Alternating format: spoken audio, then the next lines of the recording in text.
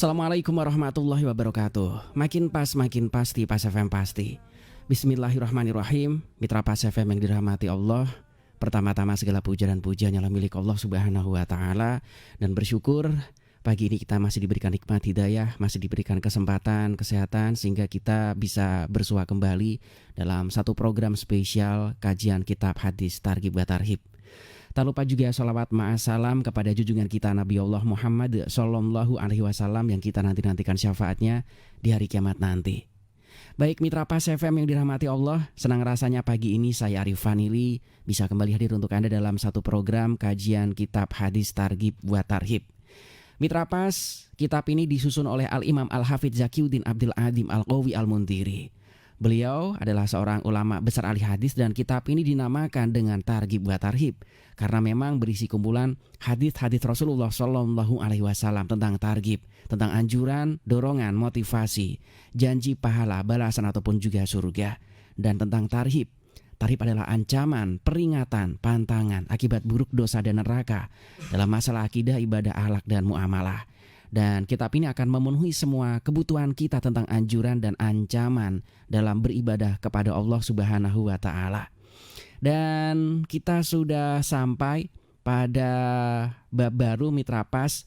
Kali ini tentunya Anda nanti bisa bergabung melalui SMS ataupun juga WhatsApp di 085277999101 dan lain telepon bisa Anda manfaatkan lewat 0295385877 di sesi interaktif, sesi tanya jawab nanti. Pagi ini kita akan membahas satu topik baru yaitu tentang kumpulan tentang adab ataupun etika dan lainnya. Dan sudah rawuh di studio 1 Radio Pas FM Pati narasumber kita untuk memberikan pencerahan. Beliau adalah Bayai Mulisul Hadi Khairon, pengasuh pesantren dan Majelis Dzikir Rodotus Salam Tambah Harjo Runting Pati. Assalamualaikum warahmatullahi wabarakatuh ya. Waalaikumsalam warahmatullahi wabarakatuh. Monggo ya. Bismillahirrahmanirrahim. Innal hamdalillahi jami'a nahmaduhu wa nastaghfiruhu wa nasta'inuh. Allahumma salli ala Sayyidina Muhammad wa ala alihi wa sahbihi wa man tabi'ahum bi ihsan ila yaumil qiyamah. Amma ba'du. Ila hadratin Nabil Mustafa Sayyidina Muhammadin sallallahu alaihi wasallam wa ala alihi wa azwajihi wa dhurriyyatihi ajma'in wa ila hadrati muallifi hadzal kitab khususan al-Imam Al-Hafidz Zakiuddin Abdul Azim bin Abdul Qawi Al-Mundhiri wa nafa'ahu fi ulumi fi tarain Allahumma amin lana lahumul Fatihah. Bismillahirrahmanirrahim. Alhamdulillahi rabbil alamin. Ar-Rahmanir-Rahim maliki yaumiddin. Iyyaka na'budu wa iyyaka nasta'in. Ihdinas siratal mustaqim. Shiratal ladzina an'amta 'alaihim ghairil maghdubi 'alaihim waladdallin. Rabbi ighfirli wa liwalidayya wa li jami'il mu'minin. Amin. Bismillahirrahmanirrahim. Kitabul Adabi utawi kumpulan kang nerangake tentang adab, etika atau tata cara, wa ghairuhu lan liyane adab. Ini sampai pada kumpulan yang menerangkan tentang adab. Adab kalau ditulis dengan alif itu bermakna etika atau tata cara. Kalau azab itu siksa. Sama dengan alim sama alim. Kalau alim itu bermakna pengetahuan, ilmu. Kalau alim itu sakit, perih, perih. Hadis pertama dalam bab ini, kalau akumulasinya hadis, kita di hadis 4034. Di hadis yang ke-4034. An Ibnu Umar radhiyallahu anhu, diterangkan dari Ibnu Umar. Ibnu Umar ini sahabat, putra sahabat Nabi, putra Umar bin Khattab radhiyallahu an. Ini punya keramat spesialis menghandle hewan-hewan buas. Jadi suatu ketika dalam satu perjalanan ini ada harimau yang menghadang jamaah. Itu Ibnu Umar ini bisa ngomongin harimau. Jadi harimau diomongin, suruh pinggir, pergi, itu ya pergi. Ini Ibnu Umar. Kemudian beliau ditanya, wah Ibnu Umar, apa ilmumu kok bisa itu gimana? Beliau mengatakan, man khawafallahu jami'an. Jadi ketika kita itu takut kepada Allah, maka semuanya dibikin takut. Jadi kalau kita ini takut pada Allah, takwa sesungguhnya, menjalankan perintah dan meninggalkan larangan sesungguh-sungguhnya, maka seluruh yang ada di alam ini takut pada kita semua. Jadi kita takut pada Allah, semua yang ada takut pada kita. Allah yang bikin itu. Itu ketika ini Ibnu Umar begitu. An Ibnu Umar radhiyallahu anhuma anna Rasulullah sallallahu alaihi wasallam saat temani Kanjeng Rasul Muhammad sallallahu alaihi wasallam marra iku wis liwat sinten Kanjeng Rasul ala rajulin ing atase wong lanang min Ansor saking bangsa Ansor, berarti wong lanang Madinah ya. Kalau muhajirin ini lelaki-lelaki Mekah yang ikut hijrah bersama Nabi, Ansor ini lelaki-lelaki Madinah yang menerima sahabat muhajirin.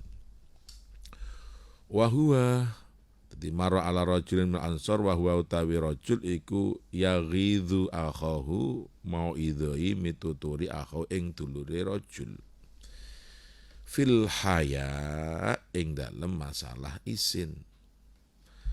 Faqala mongko dawuh sinten Rasulullah sallallahu alaihi wasallam, da'hu fa innal haya'a minal iman. Rawahul Bukhari wa Muslim wa Abu Dawud wa Tirmidzi wa Nasa'i. Jadi suatu ketika Rasulullah ini melewati seorang laki-laki Ansor yang sedang menasihati saudaranya tentang malu. Kemudian Nabi mengatakan,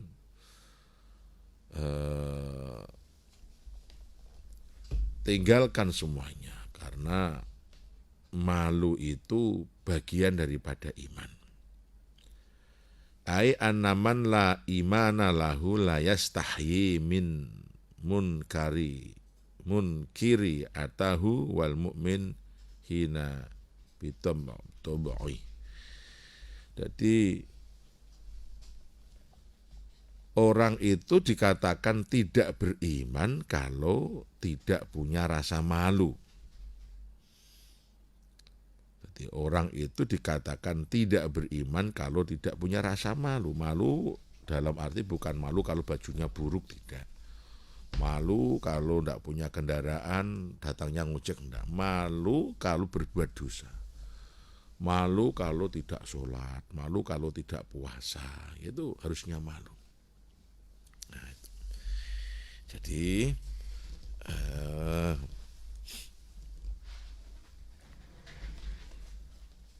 malu adalah bagian daripada iman, artinya malu jika tidak melakukan perintah Allah Subhanahu wa ta'ala. Oh, temannya jamaah kok enggak, ya harusnya malu. Bulan Ramadan temannya puasa kok apa, ya malu lah. Nah, itu punya kemampuan finansial kok enggak mau bersedekah, infak, ya malu lah. Yang tidak punya malu berarti tidak punya iman. Wa an Imran bin Husain radhiyallahu anhu, diterangkan dari Imran bin Husain radhiyallahu anhu qala Rasulullah sallallahu alaihi wasallam al haya'u la ya'ti illa bi khair. Al haya'u tawi isin la ya'ti ora bakal teko apa isin illa bi khair kecuali kelawan kebagusan. Rawahu Bukhari Muslim.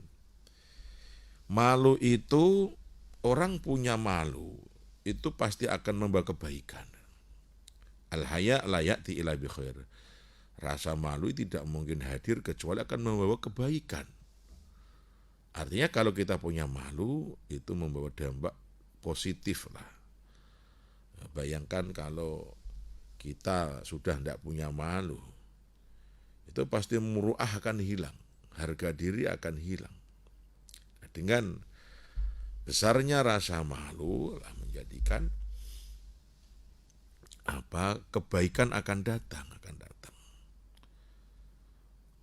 Wa fi riwayatil muslim lan ing dalam riwayat Muslim al haya'u khairu kulluh. Al haya'u tawi isin khairun bagus kulluh ya sekabening isin. Malu itu baik ke semuanya, dalam hal apa saja. Malu dalam hal keduniawiaan, dalam hal keagamaan, itu baik. Bayangkan kalau wanita sudah tidak punya malu, pasti dia akan melepas bajunya. Ya, dan itu tidak baik apalagi di khalayak rame. Gitu. Bayangkan kalau laki tidak punya malu, pasti dia gerah kemudian ya cukup celana dalam jalan ngalor ngidul gitu. Nah itu pasti tidak baik, pasti tidak baik. Maka janganlah. Jadi malu itu menjadikan orang baik. Dalam hal apa saja punya rasa malu itu baik. Ya seorang santri malu kalau tidak ngaji pasti baik. Saat itu apik izin lah. Seorang kiai malu kalau tidak mau ngajar dah ya izin lah ya. Baiklah. Akhirnya ngajar. Seorang pegawai malu kalau datangnya telat ke kantor, nah malu kan, baiklah pasti. Seorang ibu malu kalau sampai dia tidak masak diprotes anak suaminya, nah itu baiklah. Ya siapapun kalau punya rasa malu pasti baik. Wa an Abi Hurairah radhiyallahu anhu anna Rasulullah sallallahu alaihi wasallam al imanu ta iman niku bid'un wa sab'una au bid'un wa situna syu'bah. Iman itu ada dibagi menjadi 70, wakila 60 cabang. Wa afdaluha utawi utamane iman, wa afdalu utamane syu'bah cabang qaulun la ilaha illallah. Wadnaha dan paling rendah-rendah iman iku imatotul adza anitarik, menyingkirkan kotoran dari jalan atau sesuatu hal yang menyakitkan dari jalan. Wal haya utawi isin syu'batun iku cabang minal iman sang iman. Rawahu Bukhari wa Muslim wa Abu Dawud wa Turmudi wa Nasai wa Ibnu Majah. Abu Hurairah menerangkan suatu hadis bahwa Rasulullah itu mengatakan iman itu terbagi menjadi 70 atau bagian daripada iman itu ada 60 cabang. Jadi pertama iman itu dibagi menjadi 70, kemudian atau cabangnya iman itu 60 cabang. Yang paling istimewa dari cabang itu adalah ucapan la ilaha illallah, atau ucapan kalimat tauhid, kalimat syarif, kalimat tahlil, ya la ilaha illallah. Itu yang paling baik dari semua cabang iman. Bahkan kalimat la ilaha illallah ini kalimat yang biasa untuk merefresh kembali keimanan, mengembalikan iman itu stabil, mengembalikan iman dalam kondisi baru. Nabi mengatakan dalam hadis Tirmidzi, jaddidu imanakum bila ilaha illallah. Perbaharui imanmu dengan ucapan la ilaha illallah. Nah, itu memperbaharui iman. Maka cabang dari iman itu yang paling afdal ya kalimat la ilaha illallah. Karena sekali kita membaca la ilaha illallah itu dosa-dosa termaafkan. Wadnaha imataqul adza, dan paling rendahnya cabang iman itu ya apa? Kerelaan menyingkirkan sesuatu yang menyakitkan orang yang ada di jalan. Jadi, nyingkir ke beling, eri, paku di jalanan, itu juga cabang daripada iman. Yang paling rendah artinya orang beriman itu punya kepedulian, punya sense tinggi, punya kepedulian terhadap lingkungan, walaupun taruhlah tidak harus untuk dirinya atau orang lain. Atau di fasilitas umum, di jalan ada pecahan kaca, pecahan botol, ya diinggirkanlah. Diambil, disingkirkan. Ada paku apalagi. Nah, kerelaan membuang sesuatu yang kiranya membahayakan orang lain itu coba cabang daripada iman. Artinya di dalam dirinya ada iman lah, walau tingkat paling rendah. Nah, wal haya'u syu'batun minal iman, dan rasa malu itu cabang daripada keimanan. Nah, hadis selanjutnya, al haya'u minal iman wal imanu fil jannah. Malu itu sifat-sifatnya penduduk surga. Mohon maaf, al haya'u minal iman, malu itu bagian daripada iman. Wal imanu fil jannah, dan orang-orang yang beriman itu di dalam surga. Wal buda'u itu minal jafa. Nah, hilang rasa malu itu bagian daripada kesombongan. Jafa itu angkuh. Wal jafa finnar, dan orang yang tidak punya malu itu ya masuk neraka. Ini sangat normatif sekali. Kemudian hadis selanjutnya,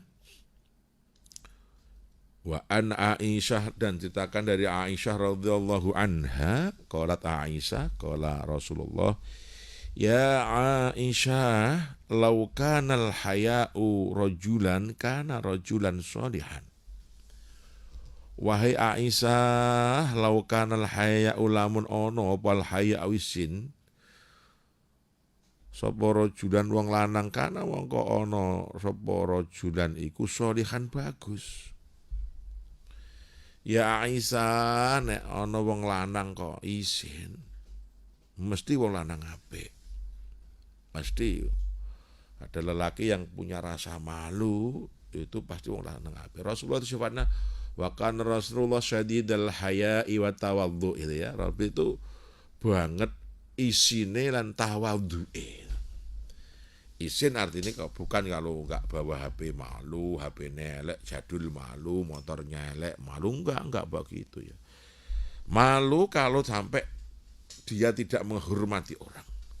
Malu kalau tidak ikut dalam kebaikan. Nah, itu yang dimaksud begitu. Maka ketika ada lelaki kok punya malu, pasti dia lelaki soleh. Walau kanal fuhsyu rajulan lakana wa huwa sau'in. Dan begitu juga lau kana lamun ono sapa al fuhsyu nakal, sapa rajulun lakana rajulun su', pasti lelaki itu adalah lelaki yang buruk.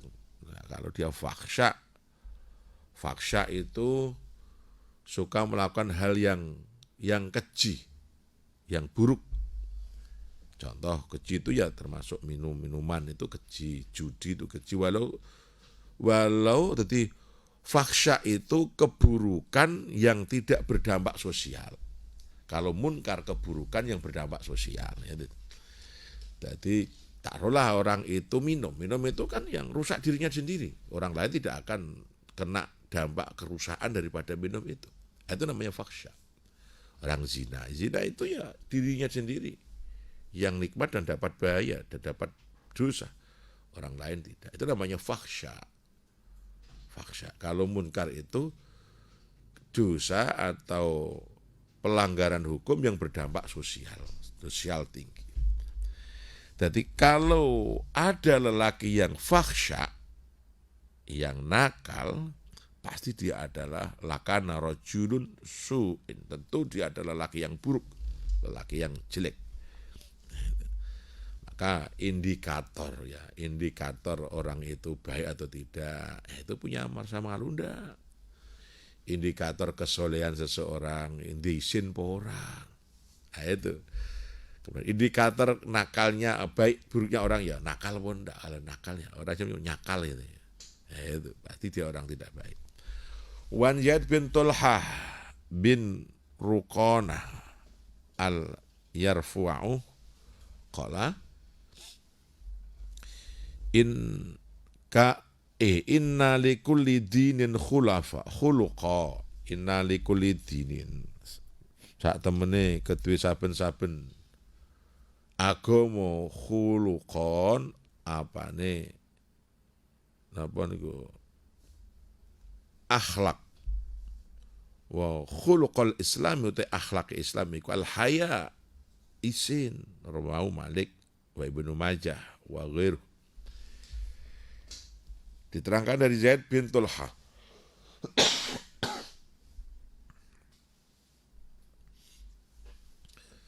Rasulullah bersabda likulli dinin khuluq. Setiap agama itu punya moralitas. Setiap agama itu pasti mengajarkan moralitas, akhlak.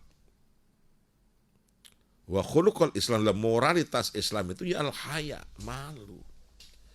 Nah, sekarang budaya malu sudah hilang. Orang wanita sekarang terang-terangan tidak punya rasa malu. Menampangkan wajahnya yang cantiknya sebetulnya hanya editan gitu ya, di media sosial. Dengan bangganya mereka hilang malunya. Wanita berjoget-joget di tengah laki-laki banyak, hilang rasa malunya. Ya, dan sebagainya. Pada moralitas agama itu ya malu. Karena setiap agama adalah moralitas, dan moralitas Islam itu ya malu itu. Maka sangat celaka ketika umat Islam sudah hilang rasa malunya. Dan budaya malu menjadi hilang di tengah masyarakat. Na'udzubillah min dzalik, tsumma na'udzubillah min dzalik. Semoga semuanya diselamatkan Allah, diberi rasa malu. Allahumma amin. Amin.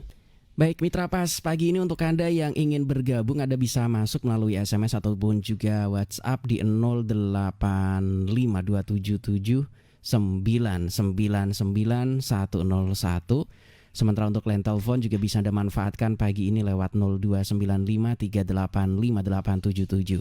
Dan kami juga live menggunakan audio visual. Anda bisa masuk bergabung di fanpage kami, tinggal komentar di Radio Pas FM Pati 2 pagi ini Mitra Pas. Dan terima kasih untuk yang sudah bergabung. Assalamualaikum warahmatullahi wabarakatuh Yai. Waalaikumsalam warahmatullahi wabarakatuh. Baik, kali ini dari Mas Wawan menanyakan, Yai, dalam keadaan-keadaan tertentu kita bisa dikatakan tidak sempat melakukan adab. Saya pernah membawa sepeda, kemudian memboncengkan barang yang bisa dikatakan sangat berat, melewati sebuah jalan yang bisa dikatakan jalan setapak seperti itu. Kebetulan waktu itu ada kegiatan bongkar-bongkar rumah. Sehingga kalau saya turun, ini saya akan keteteran. Nah, ketika itu keadaan sudah tidak memungkinkan sehingga saya melewati bapak-bapak, para tukang dan para tetangga kala itu yang sedang membenahi rumah. Dan waktu itu saya langsung didamprat, bocah orang duwe sopan seperti itu. Nah, yang coba saya bingungkan adalah ada satu hal-hal atau kondisi tertentu, etika atau adab ini terkadang juga malah membahayakan orang lain ketika kita paksakan untuk diterapkan. Memang waktu itu saya merasa bersalah dan sangat berdosa. Sampai saat ini saya juga masih terngiang-ngiang kejadian tersebut. Apakah ada rukhsah untuk mencoba sedikit menghilangkan, bisa dikatakan tidak melakukan adab itu karena satu kondisi, dan Mohon contohnya seperti apa saja. Mohon pencerahannya Yai.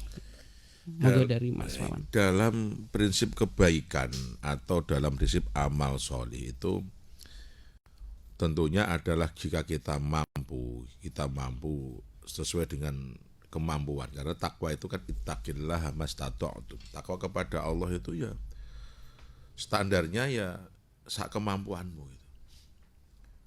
La yukallifullahu nafsan illa wus'aha. Allah tidak menarget yang melebihi kemampuan. Maka dengan dasar-dasar ini, ketika kita sudah mengupayakan baik dan benar kok tidak bisa. Atau kalau kita sudah mencarikan cara yang benar dan baik kok tidak ada. Maka ada dalam istilah teori usul itu ad-daruratu tubihul mahdhurat. Nah, karena tidak ada cara lain ya bagaimana lagi begitu. Nah itu tadi karena nggak ada cara lainnya bagaimana lagi. Jadi ad-daruratu tubihul mahdhurat. Jadi maksudnya yo wis piye kepepet toh. Nah, bahasa kepepet atau darurat itu dimaklumi dalam batas kewajaran. Dalam batas sudah ikhtiar semaksimal mungkin.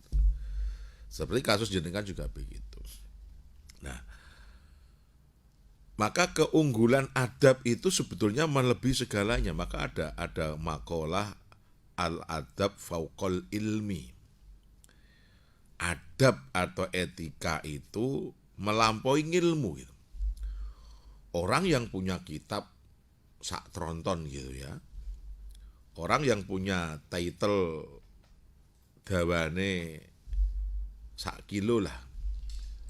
SE, SP gitu, SPDI, SH, apalagi ST, kemudian MPD, MAG, MM dan sebagainya, semua punya. Doktor yang asli, doktor honoris dan sebagainya punya semua. Tapi dalam pergaulan, dalam ucapan, tindak laku, perilaku, mereka tidak punya etika, suka merendahkan, menghina orang. Ya sama dengan dia tidaklah orang yang punya ilmu, walaupun punya title yang begitu panjang. Walau basic pendidikannya S3, tapi kalau tidak punya adab ya bisa katakan tak ada ilmu. Tadi Lisanul Arab menyebut kalil adab. Bahkan laisal adab, sedikit etika atau tidak ada etika sama sekali.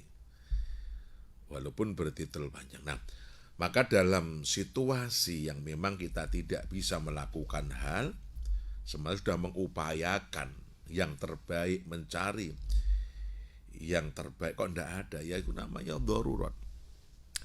Nah, bagaimana cara solusinya ya? Kita mungkin bisa dengan lesan ya.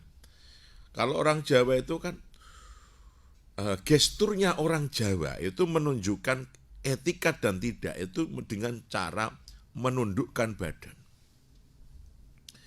Menundukkan badan. Nomor 2 dengan berkata.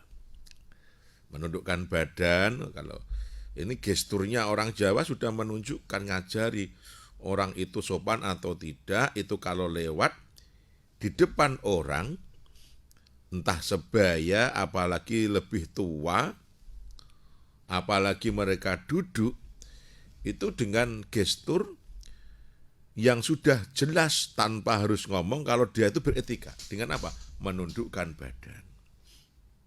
Membungkukkan badan. Menundukkan dan membungkukkan badan. Nomor 2 dengan kalimat, dengan ucapan. Amit, nuwun sewu, nderek langkung, sepunten. Nah, itu etika yang diajarkan orang-orang sepuh dulu. Bahkan kita masih ingat dalam pelajaran-pelajaran tata krama dulu itu, kalau lewat di depan orang aja tangannya harus satu diseret begitu kan? Dengan badan menunduk, tangan satu diseret, satu di dada, amit, derek langkung, kan begitu. Itu ajaran bangsa kita yang adiluhung. Sebelum mengetahui hadis Nabi, sebelum mengetahui Quran hadis, bangsa kita sudah mengajarkan etika, tata krama, kesopanan, sobosito gitu. Ya, adab dalam pergaulan. Baik dalam bentuk gestur ataupun ucapan itu. Menunjukkan kalau dia adalah beradab. Gitu. Kemudian cara berjalan, kalau berjalan dengan orang tua ya jangan di depan tapi di belakangnya orang tua, walaupun itu bukan orang tua kandung kita, orang tua lain. Cara berbicara, kalau berbicara dengan orang yang lebih tua, intonasinya diatur, tekanannya diatur lebih rendah, orang ngegas, orang ngeget, kan begitu. Kalau duduk orang yang lebih tua di atas ya kita di bawah, jangan duduk sejajar dengan guru kita, orang tua kita, tapi di belakangnya atau di bawahnya atau lebih jauh. Itu sebetulnya sudah diajarkan, sudah menjadi budaya masyarakat kita. Nah, sekarang aja ini kaum milenial kayaknya malah nggak tahu sama sekali. Jenengan masih punya penyesalan merasa salah. Padahal dalam situasi itu jenengan tidak bersalah sebetulnya, karena situasinya mau gimana lagi. Tapi ya sudahlah, namanya orang punya hak menilai apa saja terhadap kita. Yang penting kita sudah menunjukkan secara gestur, menunjukkan kalau kita menghargai mereka, sopan terhadap mereka. Adapun orang lain tidak menerima, ya itu orang lain gitu ya. Hingga tidak harus menyesali ya. Cara membayar itu ya nanti tunjukkan aja di lain kesempatan, di lain waktu, di tempat itu pula kalau bisa. Menunjukkan kalau jenengan itu tidak seburuk yang mereka kira, tidak sehina atau tidak senakal yang mereka sangka. Karena memang kalau orang tidak punya adab, bermakna orang itu adalah nakal. Gitu. Begitu. Yang sudah bergabung kembali kali ini dari sahabat dari hamba Allah saja di Winong Kidul. Assalamualaikum warahmatullahi wabarakatuh, Yai. Waalaikumsalam. Baik, ini tentang begini Yai, kalau uang masjid dari sodakoh dan kotak amal diambil 30% untuk bisaroh guru madrasah itu hukumnya bagaimana? Nah, ini menarik karena manajerial masjid juga untuk bayar kadang air karena listriknya juga kadang lumayan. Kemudian perbot atau juga tukang bersih-bersih ini juga terkadang ada beberapa masjid yang mengelola TPQ dan sebagainya, ini juga butuh perputaran uang di sana. Mohon pencerahannya juga tentang masalah jual beli kucing, hewan peliharaan ini sepertinya, atau apa istilahnya kalau bahasa yang ini pet atau apa itu. Mohon pencerahannya ya, ada dua hal ini, monggo. Pertama tentang keuangan umat lah, kita sebut dengan keuangan umat. Sebaiknya pengurus atau pengelola keuangan umat atau bendahara-bendahara keumatan, masjid, musola, majelis taklim atau apalah, itu sebaiknya memilah-milah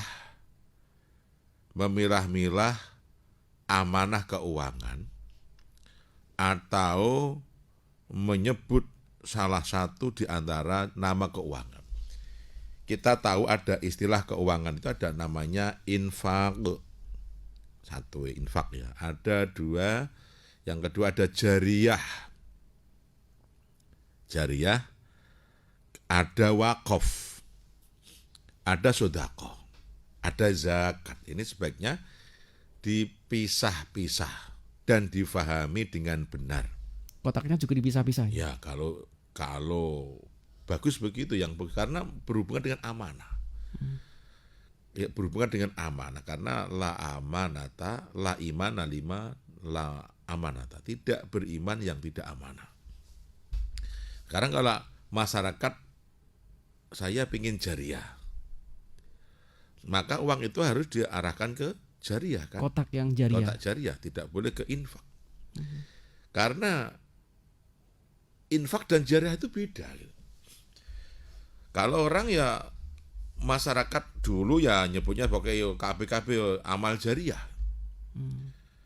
Padahal kalau itu kita pahami menyulitkan dan memberatkan kalau semua amal jariah. Karena semua punya pengertian yang beda. Ya, maka sebaiknya bendahara keuangan umat itu mengetahui apa itu zakat, apa itu infak, apa itu jariah, apa itu sedekah, wakaf apa itu sedekah. Ada 5 istilah keuangan. Oke, kita terangkan. Yakat itu ada 2 macam, yakat mal dan yakat fitrah. Bedakan. Kalau yakat fitrah itu khusus setelah Ramadan sebelum Idul Fitri berupa beras. Fungsinya adalah untuk kesejahteraan di hari raya. Itu fik ya. Ayatnya jelas di surat apa itu? At-Taubah 60. Nah, itu. Jadi semuanya adalah sifat orang, tidak bentuk fisik bangunan. Tapi yakat fitrah adalah untuk kesejahteraan di hari Idul Fitri.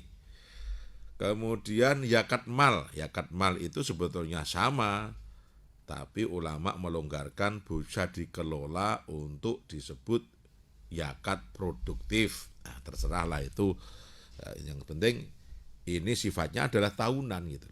Setahun sekali, yakat itu setahun sekali dikeluarkan. Yang berhubungan dengan mal ya apa? Pertanian, perdagangan, kemudian emas perak, pertambangan, dan usaha gitu ya. Silahkan, itu setahun sekali kan hanya. Nah, gitu. Kemudian targetnya jelas kalau yakat. Yang kedua infak. Infak ini dari kata nafaqah. Jadi infak itu maknanya kecukupan. Berinfak berarti mencukupi. Bisa dimaknakan uang operasional. Uang infak adalah uang operasional. Kepala rumah tangga memberi nafkah kepada anak istrinya, berarti memberi uang operasional untuk kehidupan. Untuk beli beras, beli minum, beli makan, beli lauk. Itu namanya nafkah. Nah, uang infak. Infak ini adalah uang operasional. Katakan infak untuk masjid berarti operasional untuk masjid. Maka karena ini uang operasional untuk masjid, ya bisa untuk beli lampu, beli sabun, beli superpel gitu ya, membayar yang bersih-bersih. Namanya operasional. Untuk nyangoni guru-guru sing ngaji, sing mulang gitu ya. Itu namanya, bahkan untuk apa? Untuk memberi hidangan tamu masjid. Infak, nafkah, infak, operasional. Nah, kemudian ada uang jariah. Ada wakaf. Jariah dan wakaf hampir sama, kita kategorikan sama, jariah atau wakaf. Dari kata jaro itu mengalir. Jadi artinya istilah uangnya dimasukkan ke lembaga uang agama agar mendapat aliran pahala. Berarti jariah, amal yang menghasilkan pahalanya mengalir terus. Berarti dalam bentuk fisik. Jadi memberikan sesuatu kepada hal yang bermanfaat agar pahalanya mengalir. Selama barang itu masih, maka pahalanya contoh kita bikin sumur dialap manfaat orang banyak. Selama sumur itu dialap manfaat orang, maka kita dapat aliran pahala. Itu namanya jariah.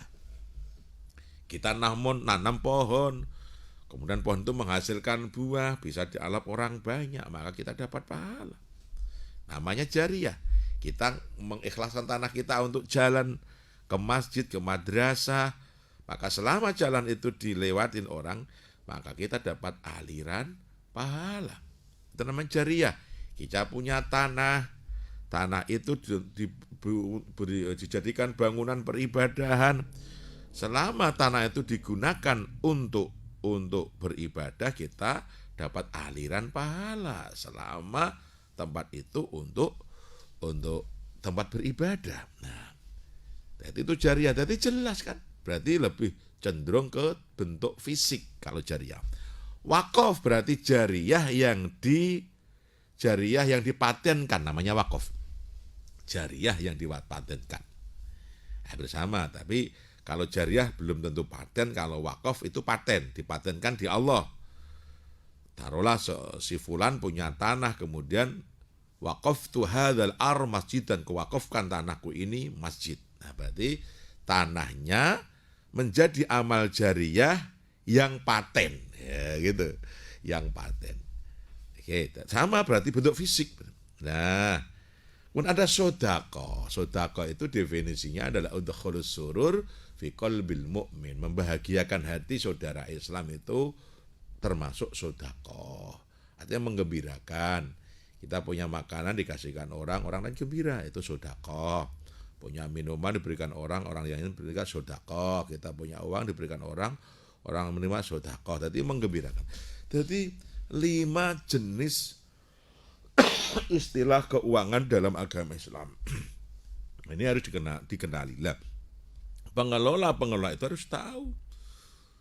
Jadi apa yang menjadi amanah umat? Nuwun sewu Pak, kalau badhe jariah, ya sudah masukkan ke jariah. Nuwun sewu Pak, saya badhe infak, masukkan ke infak. Nah, maka harus, wah itu repot itu. Sebetulnya nggak repot, kan ada pembukuan sekarang. Uangnya bisa campur, tapi bisa ada pembukuan gitu. Nah, fungsinya ada pembukuan, ada sekretaris bendara buat apa? Sekarang ada ilmu manajemen buat apa? Kan ya untuk mengurus hal-hal ini, maka umat Islam itu harus tahu manajemen, kan itu. Nah, itu. Maka kalau tidak ingin repot, ya sudahlah, gangsangi, istilah gangsangi itu arahkan umat untuk infak saja. Infak untuk masjid. Nah, tuh. Infak uang infak, nah gitu aja. Jadi sebut infak, berarti keseluruhannya disebut operasional. Apalagi yang masjidnya yang sudah bagus, sudah jadi, itu kan lebih ringan kalau sebut saja uang infak atau uang operasional. Jadi untuk kegiatan, untuk kepentingan apapun yang berhubungan dengan masjid itu, atau ya stakeholder istilah sekarang yang berhubungan dengan masjid, contohnya ada masjid punya TPG, masjid punya madrasah, masjid punya majelis taklim, itu juga sama bagian daripada masjid. Ibaratnya masjid adalah lumbungnya, TPG madrasah adalah sawahnya.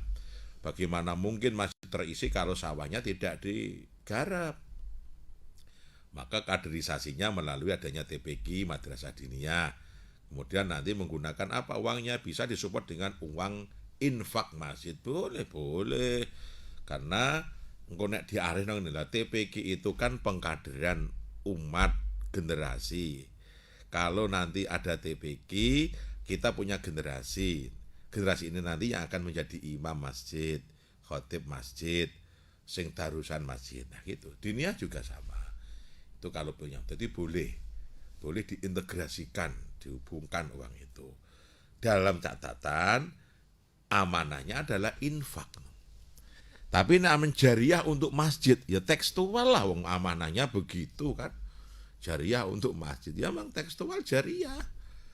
Apa yang pahalanya menjadi mengalir. Bangunan berarti ya rata-rata ya. Bentuk fisik mesti otomatis, namanya jariah. Maka umat diarahkan infak masjid. Ya, apalagi yang sudah bagus-bagus lah. Kalau posisi bangun, nah sebut orang semangat, jariah, wakaf. Nah, monggo yang mau jariah untuk masjid banu wakaf. Nah, sudah jadi mau infak masjid. Nah, gitu. Infak untuk operasional, nanti Jumatan kasih makan semua dengan dana infak, boleh. Wong infak kok. Banyak yang sudah melakukan ini, ada makanan-makanan ini ya. Tiap Jumat. Dan pengistilahannya juga sekarang sudah alhamdulillah memahami. Kalau dulu ya jariah semua, amal jariah masjid itu ya. Kan ngeri itu ya. Berhubungan dengan amanah itu ngerinya itu. Berarti banyak orang yang tidak amanah itu. Nggak boleh masuk perut soalnya. Uang jariah kok ada dipangan bareng-bareng itu. Nah, itu sekarang ya, maka sebutlah atau arahkan dengan uang infak gitu. Baik. Yang kedua tadi apa? Tentang jual beli pet atau apa tadi, kucing. Ya, jual beli itu dalam hukum jual beli atau dalam hal buyuk ya, tentang jual. Kalau beli kan mustari, orang yang beli, syira gitu ya. Kalau tadi itu kan ada syarat, pertama harus antarodia sama ridhonya, kedua bukan barang haram. Maksudnya haram dimakan atau yang haram najis? dimakan. Sesuatu yang haram dimakan itu secara hukum batal dalam hukum jual beli. Menjual barang yang haram itu berarti dalam hukumnya tidak boleh, tidak sah. Itu hukum dasarnya. Itu berarti kucing itu masuknya haram atau tidak. Kalau untuk konsumsi berarti haram kucing itu. Tapi dengan kemudian hukum dasarnya kucing itu sebetulnya boleh enggak dipelihara? Kan boleh. Karena sahabat Ruqayyah, sahabat atau Fatimah itu kan punya kucing. Punya kucing sampai Nabi itu al-hirratu al-hayawan yatufu bainan nas. Kucing itu hewan yang memang hidupnya di lingkup manusia. Dekat-dekat manusia. Dan tidak bisa hidup kalau tidak dekat manusia. Dan keluarga Nabi juga memelihara kucing. Berarti memeliharanya boleh. Kalau membeli untuk dipelihara berarti boleh. Kalau beli untuk dimakan konsumsi berarti tidak boleh. Berarti menjualnya tidak boleh karena menjual belikan barang yang haram dalam kategori untuk dimakan. Tapi kalau untuk dipelihara boleh. Nah, karena keluarga Nabi memelihara kucing. Gitu. Dan Nabi pernah mewarning kan tentang kucing. Tapi nek dipelihara kudu kasih makan. Jangan disiksa. Jadi Nabi pernah mewarning tentang kisah almar'atu tadkhulun nar fil hirrah. Ada wong wedok iki sing mlebu neraka gara-gara kucing itu. Kenapa ya Rasul? Jadi kucing itu dihukum gara-gara bar nyolong iwak lah dihukum tutupi dunak kayak gitu. Lupa enggak dikasih makan.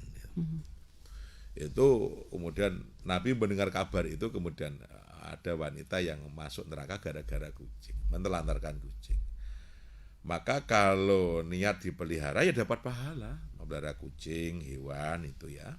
Itu dapat pahala berarti menjual belikannya boleh dalam rangka untuk dipelihara.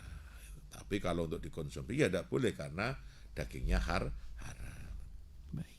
Ini ada yang menarik ternyata ketika kita memelihara hewan apapun selain kucing juga, ketika kita teledor ancamannya juga neraka ya? Ya? Sama ya.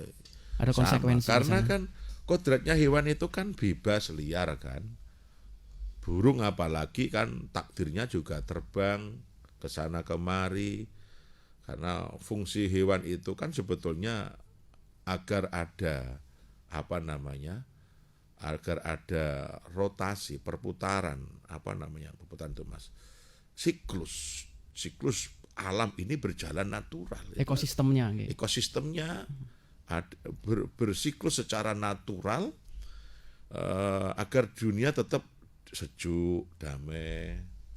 Fungsi burung itu kan burung memakan biji-bijian, kemudian nanti nelek di sebelah sana, kemudian bijian buah itu akan tumbuh sebelah sana dengan penyebarannya melalui burung. Karena terbawa burung ya. Kalau burung itu kemudian dikerangkeng, di rumat ya, itu kan seseorang itu melanggar hak perburungan ya, gitu ya. Islam sampai sedetil itu ya. Ngopeni kekayaan ini. Secara fikih tidak salah boleh karena selama itu makhluknya Allah belum ada yang memiliki adalah itu boleh.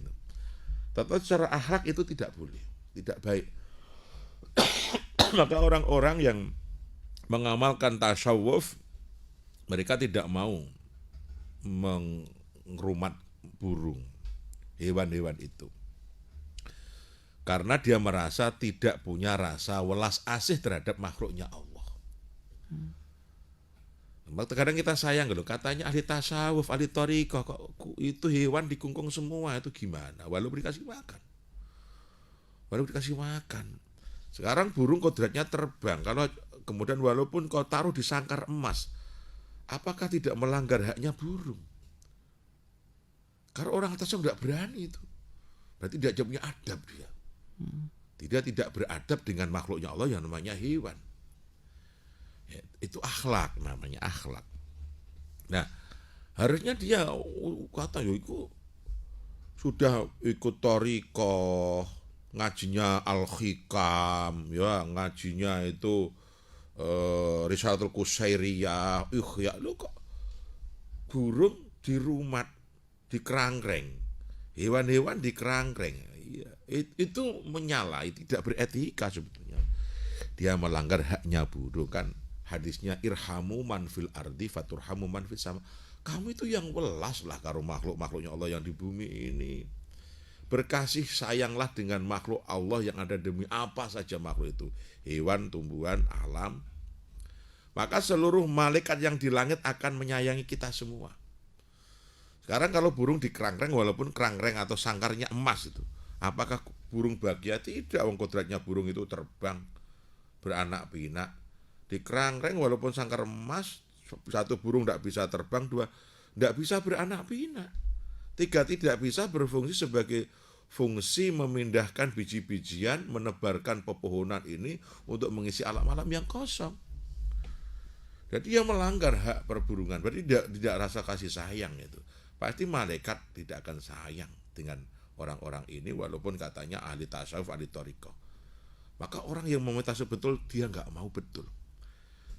Dia nggak mau betul, mau ngerangkeng ayam, ngerangkeng pitik, ngerangkeng burung, tidak mau. Itu makhluk Allah biar hidup bebas sebagai sesuai dengan tugas dan kodratnya hewan itu. Segitunya, itu namanya adab namanya. Adab atau etika. Nah, etika terhadap, kan ada etika makhluk Allah, manusia dengan manusia, makhluk Allah manusia dengan hewan, manusia dan jin, malaikat dan malaikat. Kita dan malaikat aja punya adab. Contoh kalau mandi ojo telanjang bulat. Karena apa? Kalau mandi telanjang bulat itu menyakiti malaikat. Karena di dalam air ada malaikat. Ya, kalau kita telanjang pas mandi malaikatnya malu, itu menyakiti. Nah, itu tidak punya adab. Maka ya tidak dosa, bukan masalah dosa karena adab itu. Kepantasan dan kelayaan agar baik. Maka sunnahnya kalau mandi ya harus pakai basahan. Pada waktu kita janabah, mas segera mandi karena enggak itu mengusir malaikat yang ada di diri kita, berarti mengisarakan malaikat. Maka adabnya begitu kita hubungan suami istri ya segera mandi agar malaikat tidak tersakiti dan sebagainya. Itu namanya adab. Maka orang-orang yang betul-betul bertasawuf artinya yang hatinya jernih, tasawuf itu menjernihkan, sof itu jernih, bening, halus, menghaluskan hati, menjernihkan hati, pasti punya rasa kasih sayang tinggi terhadap sesama. Karena di antara kesempurnaan beragama adalah akhlak. Maka kesemuanya agama adalah akhlak, maka kepuncak daripada agama adalah kasih sayang. Karena dari akhlak itu menimbulkan kasih sayang. Maka ilmu saja dikalahkan dengan adab. Maka taruhlah tidak pernah kuliah, tidak pernah belajar, tapi dia punya akhlak. Orang nyebut subhanallah, wong kok apike begitu. Nah, itu. Walau titelnya tadi panjang, ya kita pesak gerubak apa sak, tapi kalau tidak punya etika, tidak punya sopan santun, ya tidak beradab, tidak berilmu namanya. Walaupun pernah kuliah, pernah mondok dan sebagainya. Baik. Ini berikutnya yang sudah bergabung dari Mas Adib. Assalamualaikum warahmatullahi wabarakatuh. Waalaikumsalam. Menarik kajian tentang hewan juga ternyata berurusan tentang adab. Saya pernah mendengarkan dari kajian Abah Yai juga kalau beberapa waktu lalu ada dua sisi yang saya dengarkan seputar anjing, Yai. Di sisi lain kalau kita memelihara anjing di dalam rumah, kita insya Allah sepertinya yang kalau saya tidak salah dengar, malaikat rahmah akan menjauh demikian. Tetapi juga ada beberapa hal menurut Abah Yai juga bahwa kita diberikan hak tentang memelihara anjing yang bisa kita latih menjadi hewan pemburu. Artinya kan diperbolehkan seperti itu. Nah, kaitannya tentang jual beli seperti tadi yang disampaikan, anjing ini kan artinya punya dari sudut pandang manfaat dan juga sudut pandang hikmah yang tadi mohon mencerahnya. Kalau jual anjing untuk dijadikan pemburu ini bagaimana, Yai? Kemudian dari sudut pandang rohmahnya juga seperti apa? Mohon pencerahannya. Artinya kalau misalkan untuk hanya pet-petan saja, untuk hewan kelangenan juga seperti apa? Itu mungkin yang dimaksud. Mohon pencerahan dari Mas Adib. Ya, kalau dalam Islam itu dalam menggali hukum kan mudah sekali ya. Dalam hal semacam ini taruhlah di dalam kajian tidak ada, dalam Quran hadis tidak diterangkan secara detail. Kan ada rumus. Al-umuru bimaqasidiha. Segala sesuatu dikembalikan pada tujuan. Tujuannya apa? Kalau memelihara anjing jelas tujuannya untuk menjaga pekarangan. Itu masih diperjelas karena rumah kita itu di pinggir hutan yang banyak hewan buas, banyak maling dan orang tidak bertanggung jawab. Nah, oke lah. Berarti Islam mentolerir itu, boleh itu. Silahkan kalau memang butuh itu, silahkan pelihara anjing ya untuk kepentingan keamanan. Nyatane panjang rumahnya di pinggir hutan. Banyak hewan buas di situ. Ada manfaatnya juga ternyata ini. Ya, tujuannya untuk safety, untuk keamanan. Untuk security ya, untuk keamanan. Berarti karena tujuan keamanan itu kan boleh, karena hidup Islam itu ada, itu li hifdzil hayah, untuk menjaga kehidupan. Ya, li hifdzil nafas, untuk menjaga jiwa agar tidak terancam. Berarti mengamankan apa atau wa hifdzul mal, menjaga harta benda. Dengan tujuan jaga harta benda, diri dan kehidupan. Berarti orang boleh melakukan apa saja untuk menjaga itu. Nah itu. Jadi memelihara anjing dengan tujuan untuk keamanan berarti boleh. Berarti membeli anjingnya ya boleh, karena tujuannya. Yang tidak boleh kan kalau dikonsumsi. Nah itu. Nomor 2, membeli anjing untuk berburu, kata orang kaum polisi.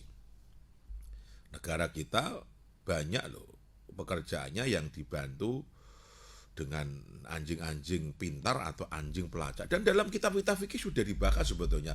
Fikih Syafi'i membahas itu dan tidak mempermasalahkan.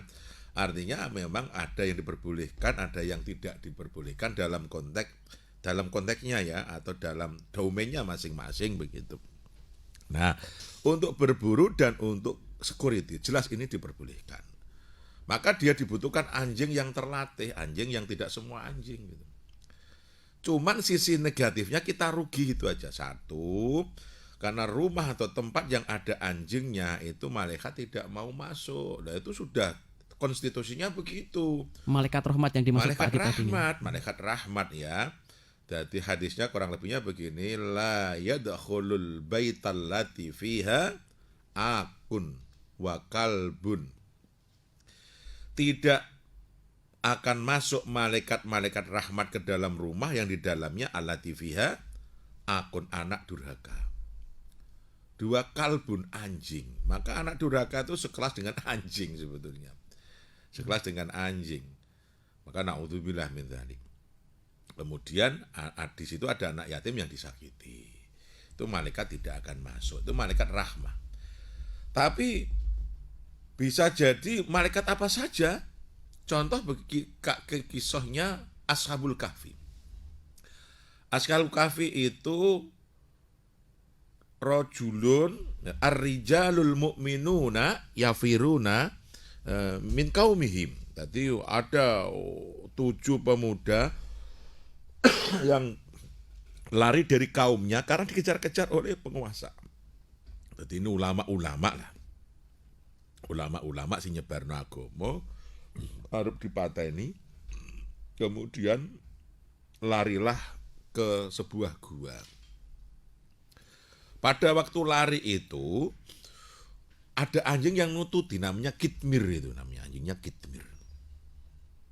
Lari mengikuti 7 pemuda itu, wong apik-apik kok arep dipateni kepiye itu. Ada anjing yang simpati kemudian mengikuti.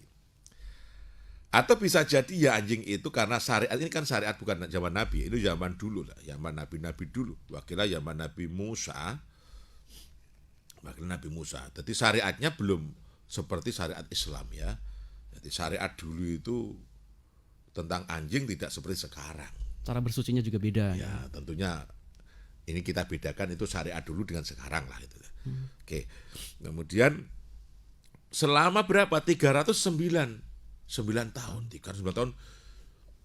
Apa ini, Ashabul Kahfi ini tidur, tidak makan, tidak minum, tapi tidak mati gitu. Kok nggak dicabut malaikat wes semono brai? Wakila karena ada anjing di situ. Nah, anjing itu kalau ketidur kan dia siap siaga toh. Jenis turun nason-nason itu kakinya dengan siap siaga itu kan. Siap siaga seperti melek kalau tidur anjing itu. Nah, gara-gara itu ini analisis saja, analisisnya para sebagian ulama itu, kenapa Ashabul Kahfi itu 309 tahun nggak ada mati-mati, kok malaikat Israel nggak datang? Karena di situ ada anjing gitu. Tapi juga jangan diartikan berarti kalau malaikat biar tidak datang, termasuk Israel yang ngoni Asia. Enggak, sekarang Israel enggak takut sekarang. Yang punya anjing juga mati semua gitu. Itu. Baik. Ini terakhir Yai, ini juga cukup menarik. Assalamualaikum warahmatullahi wabarakatuh Yai. Waalaikumsalam. Minuman keras kalau sudah mewabah dalam suatu lingkungan dan menjadi tradisi serta berpengaruh kepada generasi muda yang ikut-ikutan, niku saged dikatakan di luar faksa, Mbah. Di luar faksa. Apa nama istilah faksa? Apa namanya ini? Faksya. Oh iya, faksya gitu. Mohon pencerahan dari Bapak Haji Pri SOC 1 dari Jaga, semoga nanti bisa diberangkatkan. Yeah. Dan ini juga kita prihatin Yai, karena beberapa waktu yang lalu pati viral. Ini hanya gara minuman keras, ada seorang suami yang tega menganiaya istri, cekcok, dan itu dipicu oleh minuman keras sehingga menimbulkan si istri meninggal dunia. Dan ini menjadi sorotan bersama karena undang-undang tentang korban kalau misalkan perempuan dan anak-anak ini kan menjadi presiden yang buruk. Nah, ini juga katanya dipicu oleh miras menurut penuturan polisi beberapa waktu yang lalu. Ini artinya miras ini juga bahayanya luar biasa. Sejak dalam dulu kan, namanya al-khamru umul khoba'ith kan. Khamr itu nenek moyangnya fakhsya, khoba'is. Jadi betul kata jenengan Pak Haji Pri leres. Jadi, tapi kan ada khamr yang katakan minum sendiri, dia dosa tapi hanya untuk dirinya sendiri gitu loh maksudnya.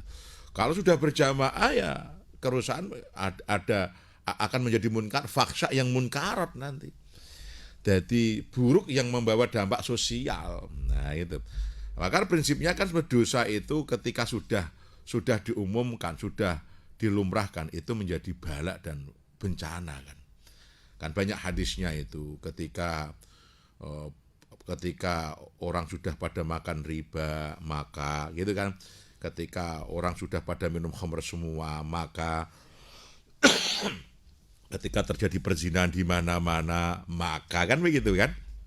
Nah, maka Allah itu lebih cepat mengampuni orang yang berdosa, ya lebih cepat mengampuni orang yang berdosa yang tidak dipamerkan ketimbang orang yang berdosa dengan sombongnya, pongaknya dipamer-pamerkan. Karena tidak membawa dampak mudarat yang lebih besar, hanya dirinya yang salah. Itu namanya faksha. Jadi ini pengertian faksha dan munkar. Tapi faksha itu bisa menjadi munkar. Perbuatan buruk itu bisa membawa dampak sosial yang besar ketika sudah diumumkan. Ya contoh, minum kalau sendiri ya sing mati ya yang minum dewe itu ya. Tapi ketika sudah dilegalkan kemudian di tempat umum, ya bencana, bisa perang, bisa macam-macam gitu. Dianggap tren, dianggap kebiasaan. Apalagi dianggap tren dan kebiasaan ya. Nah, itu yang artinya membuat dampak faksa yang menuju kepada kemunkaran. Ya, otomatis maka disebut khamr itu umul khoba'is. Sejak dulu Nabi sudah mengatakan, sejak dilarang itu ya khamr itu ya nenek moyangnya dosa, nenek moyangnya perbuatan buruk. Orang kita tahulah kisah-kisah teladan ya. Kisahnya siapa itu yang bisa terbang itu. Siapa itu yang bisa terbang yang karena banget saktine gitu, tapi tidak dapat rahmat Allah, dia punya murid 60.000 bisa terbang semua. Banget pointere ngalime jaduke. Nah, kita mengenal dengan legenda Barseso. Imam Barseso istilahnya. Jangan kasih imam, bukan imam, dia Barseso itu namanya. Ini dalam legenda-legenda santri itu ada Barseso itu. Barseso itu dikisahkan ahli ibadah. Tapi matinya naudzubillah min dzalik, tidak membawa iman. Karena Barseso terlalu mengandalkan amal ibadahnya. Jadi suatu ketika karena dia tuh merasa ahli ibadah, pasti masuk surga dan pasti baiknya, dia tuh akhirnya takut kesaingan. Maka setan datanglah nyamar jadi pemuda, di mana Barseso itu ibadah, pemuda itu beribadah di situ lebih dulu dan lebih lama. Sampai akhirnya Barseso tanya, "Hei pemuda, kamu itu resepnya apa? Kok ngibadahmu ngungkuli saya gitu? Saya belum datang, kamu sudah datang dulu. Aku pulang, kamu belum pulang. Wah, itu resepnya bagaimana?" Ini si pemuda jelmaan setan ini pertama yang hendaklah saya ini orang biasa, lebih hebat engkau wahai Barseso, dan seterusnya sampai beberapa hari, beberapa bulan, sampai Barseso itu mengobservasi orang ini. Wah, benar-benar ini orang luar biasa, sergep itu. Kemudian suatu ketika akhirnya, "Hei pemuda, kasih tahu dong saya resepnya apa sih, biar saya bisa ibadah khusyuk seperti kamu itu." Saya malu ceritanya. Artinya karena setan tuh pintar perlahan gitu. Lain ya ceritain dong, kasih tipnya bagaimana. Begini, saya itu pendosa. Sehingga dari modal dosa itu saya itu bisa beribadah sekhusyuk ini, sekuat ini. Kata si iblis. Kata si iblis, setan. Iblis itu nenek moyangnya setan. Kemudian logikanya Barseso masih, oh iya masuk. Aku kan pernah dosa, aku ahli ibadah. Wah, coba aku tak nglakoni dosa, tak maksiat bariku tak tobat sing tenanan. Wah, lah terus kalau saya itu harus berdosa, saya melakukan apa?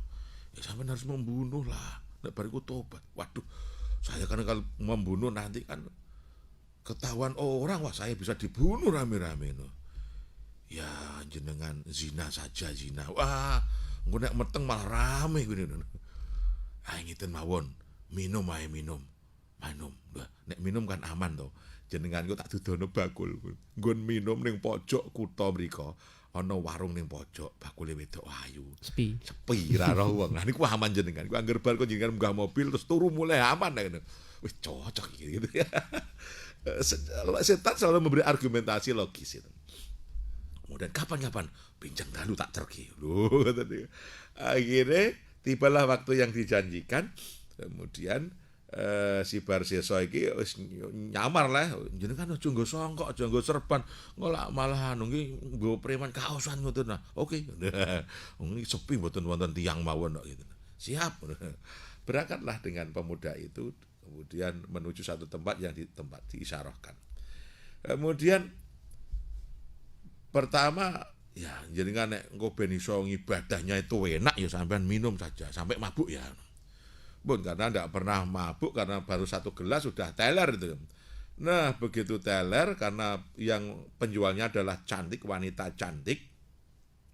Begitu teler, kemudian wanita itu memang sengaja didesain oleh setan agar menggoda. Kemudian apa yang terjadi ketika mabuk, ternyata si Barseso ini menzinai wanita itu. Begitu tersadar dia takut ketahuan kalau habis zina nanti malu hamil gimana, kemudian dibunuhlah wanita itu. Takut reputasinya hancur. Reputasinya hancur.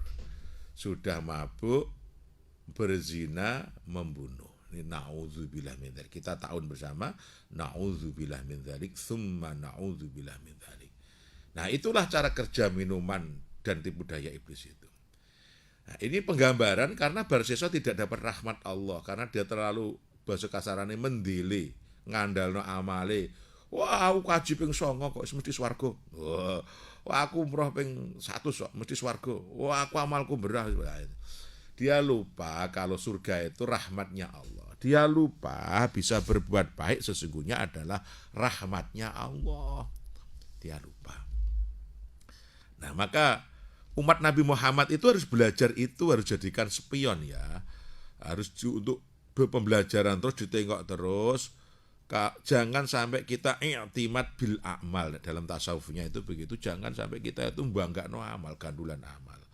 Karena sesungguhnya kita bisa berbicara gini itu atas kehendak Allah, kita bisa mendengar baik, kita punya kemampuan menjadi baik, itu sesungguhnya dari rahmat Allah. Itu kasih sayang Allah. Itu kasih sayang Allah diwujudkan dengan kerelaan kita bisa melakukan. Itu ada rahmat semata-mata, tanpa rahmat tidak bisa, apalagi surga. Dengan demikian tugas kita sebetulnya adalah meminta rahmat. Tentang amal itu sementing dilakoni oleh api Allah urusani gitu. Yang penting sudah dilakukan secara sesuai protap lah. Protapnya sudah sampai cara syariat ya syarat rukunis dilakoni, ketomporannya ya Allah. Jangan takut kesaingan atau minder ketika unggul-unggulan, jangan. Sudah apa yang menjadi kemampuan kita itu lakukan. Jangan terpancing kepengen begini begitu, jangan. Istiqomah saja. Nah kan gitu. Nanti Allah yang kasih dengan rahmatnya itulah akan mengangkat dan menyelamatkan. Maka Rasulullah itu kan pernah menyatakan umat ini masuk surga itu karena rahmat Allah. Lalu termasuk jenengan? Wala ana, iya termasuk saya. Illa ya ta'ala nabi rahmat. Kecuali kita hanya bergantung pada rahmat Allah. Nah kalau nggak ada rahmat Allah ya itu pada sesuai itu contoh yang tidak dapat rahmat Allah. Maka umat Rasulullah ini betapa banyak orang yang berdosa saja masih dapat rahmat Allah. Akhirnya dia tobat. Nah itu karena ini termasuk syafaat Rasulullah ya. Syafaat Rasulullah dan berkahnya Rasulullah dan sholawat itu, umat yang nakal-nakal berakhir menjadi baik gitu. Yang mabuk, yang minum juga menjadi tobat, dan itu banyak, subhanallah itu. Ini memang umat Rasulullah itu harus bersyukur pada Rasul Muhammad SAW. Maka bersolawat itu adalah cara bersyukur pada Rasulullah. Allahumma sholli ala sayyidina Muhammad wa ala ali sayyidina Muhammad. Kayak gitu Mas Ari. Baik, kita harus segera closing ya, overtime banyak ini, tapi cukup menarik doanya ya. Ya hanya hidayah Allah yang mampu membuka hati ini yang keras, pemikiran kita yang kaku, kemudian wawasan kita yang sangat terbatas ini.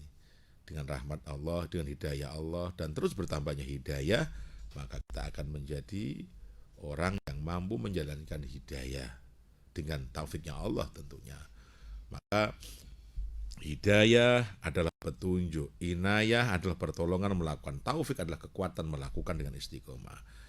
Maka hidayah, inayah, taufik adalah yang senantiasa kita pinta. Kita dapat ilmu tapi tidak dapat inayah, maka tidak bisa menjalankan. Kita dapat ilmu, bisa menjalankan tapi tidak dapat taufik, maka tidak akan istiqomah. Maka ulama-ulama, kiai kita selalu menutup dengan satu penutupan, billahi taufik wal hidayah. Al-afu minkum. Assalamualaikum warahmatullahi wabarakatuh. Waalaikumsalam warahmatullahi wabarakatuh. Mitra Pas, kajian kitab hadis Targhib At-Tarhib insya Allah bisa Anda simak setiap hari Ahad dari pukul 5 hingga pukul 7. Terima kasih untuk kebersamaan Anda. Saya Arif Vanili beserta kerabat kerja Radio Pas FM Pati pamit. Informasi Pas FM pasti. Wassalamualaikum warahmatullahi wabarakatuh.